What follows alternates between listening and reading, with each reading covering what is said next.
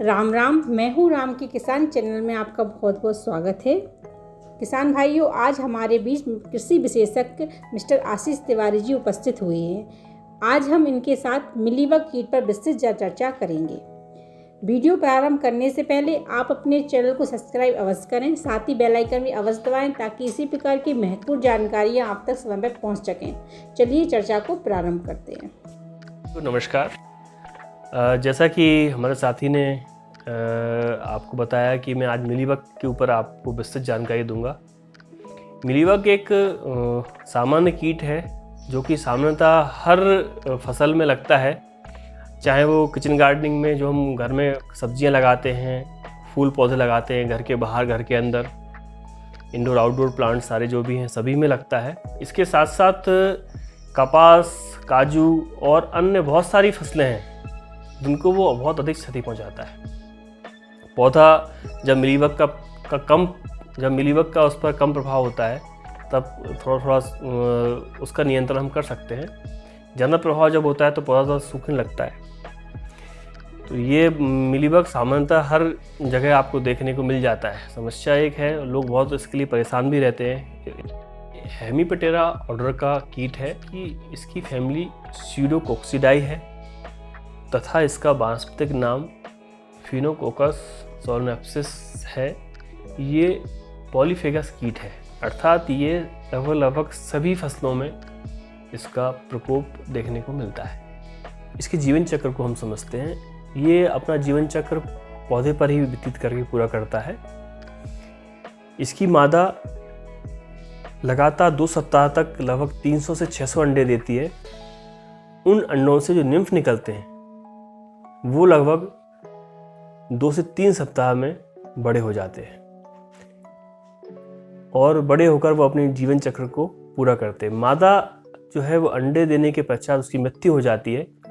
इस तरह से ये लगभग 10 से 12 एक वर्ष में 10 से 12 जीवन चक्र इसके पूरे हो जाते हैं। इसका कहने का अर्थ ये है कि बहुत तेज़ी से इनकी संख्या बढ़ती है और पौधे को ये बहुत जल्दी पूरा सफ़ेद पाउडर के रूप में संक्रमित कर देते हैं और पौधा सूखने लगता है। नियंत्रण में पहले मैं आपको जो किचन गार्डनिंग के लिए हम घर में सब्जियां लगाते हैं और पौधे लगाते हैं इंडोर आउटडोर, उनमें सबसे सामान्य तरीका है जिससे हम इनको साफ हटा सकते हैं। सबसे पहले हम एक बर्तन में पानी लेंगे और पानी में थोड़ा सा डिटर्जेंट पाउडर डालेंगे। डिटर्जेंट पाउडर डालकर उससे अच्छे से पूरे पौधे को गीला कर देंगे, अच्छे से उससे उसको रगड़ के साफ कर देंगे पौधे को। इसके पश्चात हम 70% अल्कोहल, जो आजकल सैनिटाइज़र आजकल जिस तरह का आ रहा है उसी तरह का हम अल्कोहल लेंगे और अल्कोहल को रुई के फुहा बना के रुई का, और उससे पूरे जहाँ भी उनका संक्रमण हमें दिख रहा है हम अच्छे से रगड़ के साफ़ कर देंगे। साफ़ करने के पश्चात हम पुनः उसको सर्फ वाले पानी को फिर से उसके ऊपर स्प्रे करके पूरी तरह से पौधे को क्लीन कर देंगे। ये चीज़ हमें सप्ताह में 2 बार करनी चाहिए जब तक उसका पूरी तरह से प्रभाव समाप्त नहीं हो जाता। अगर आपको लगता है कि अभी भी प्रभाव है तो फिर से इसका इस्तेमाल करें, तो लगभग आप पूरी तरह से ये समाप्त हो जाएगा। अगर ये संभावना है कि पूरा पौधा पीला पड़ चुका है और बहुत ज़्यादा मात्रा में इन्फेक्शन है, तो मेरी सलाह ये है कि उस पौधे को ही नष्ट कर देना चाहिए। उसकी जगह उस गमले में आप कोई और प्लांट लगाएं, कोई और पौधा लगाएं। ये तो घर का नियंत्रण के लिए। इसके लिए एक उपचार और भी हम कर सकते हैं कि नीम का तेल जो आता है, नीम का तेल हम 2 से 3 बूंद नीम का तेल 1 लीटर पानी में डालेंगे। थोड़ा सा उसमें हम डिटर्जेंट पाउडर डालेंगे। नीम का तेल भी इसे नष्ट करने में पूर्णतः सहयोगी है। कम मात्रा में इन्फेक्शन है तो नीम के तेल का भी हम इस्तेमाल कर सकते हैं। तो ये 2 उपचार मैंने आपको बताए। मुख्य रूप से जो फसल रहती है, जैसे कपास की हम बात करें या कपास काजू में, तो 50% तक ये उपज को कम करता है। हमने तो देखा है फसलों को पूरा का पूरा खेत एक तरह सफ़ेद पाउडर की तरह ढक जाता है और किसानों के लिए बहुत बड़ी समस्या है, लेकिन उपचार भी बहुत आसान है। इसके उपचार 3 तरह से हम देखते हैं। पहला जो है उपचार वो है हमारा कल्चरल एक्टिविटीज़, शस्त्र क्रियाएँ। हम खेत में कुछ ऐसी एक्टिविटी करेंगे जिससे कि वो समाप्त हो जाए। दूसरा है बायोलॉजिकल या बायोपेस्टिसाइड का हम इस्तेमाल कर सकते हैं। तीसरा है केमिकल।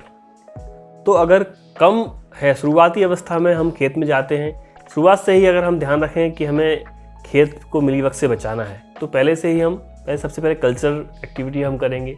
जैसे कि पहले ही हमारे खेत के बॉर्डर पे अगर गोखरू और गाजर घास उगी हुई है तो उनको सबसे पहले हम नष्ट करेंगे, क्योंकि ये उनके होस्ट प्लांट है।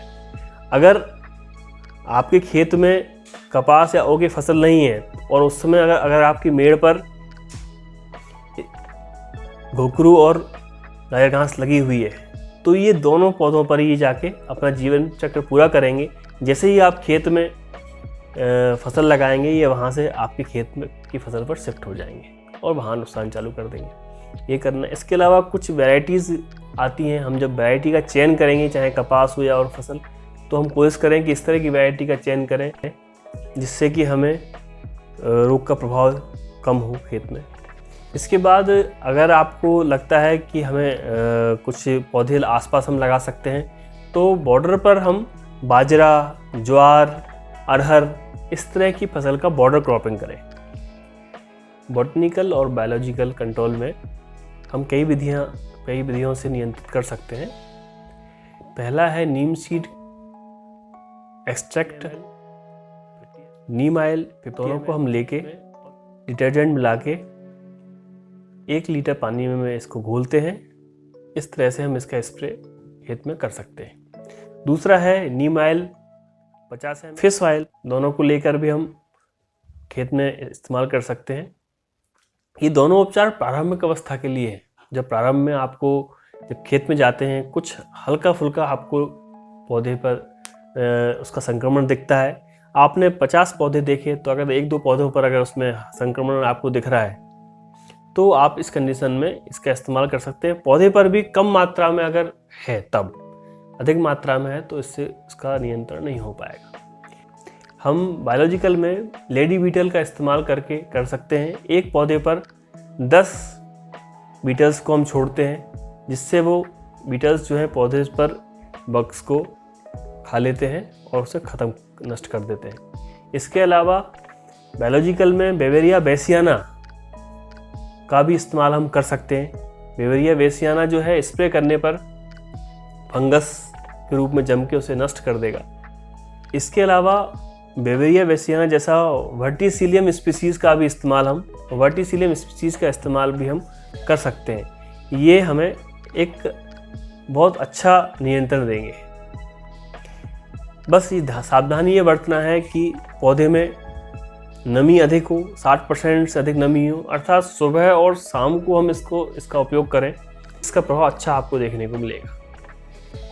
रासायनिक नियंत्रण में जब हम खेत में देखते हैं कि 10% से कम इन्फेक्शन है, खेत में 10% से कम कीटों का प्रकोप है, तब हम एसीफेट 75 SC 1 ग्राम 1 लीटर पानी में या बिफ्लोफेंजिन 25 EC का 1 ml पर लीटर पानी में इस्तेमाल कर सकते हैं।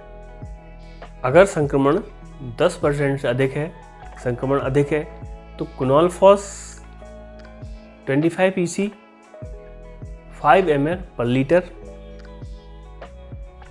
प्रोफेनोफॉस 50 EC 5 ml पर लीटर, क्लोरोपाइरिफास 20 EC 3 ml पर लीटर। इसके अलावा थायोमिथोक्सम 12.6%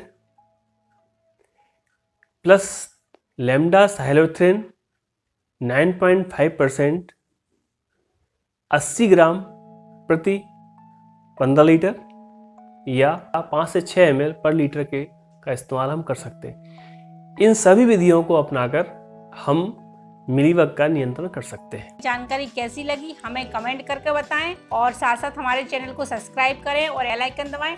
के लिए बहुत बहुत धन्यवाद।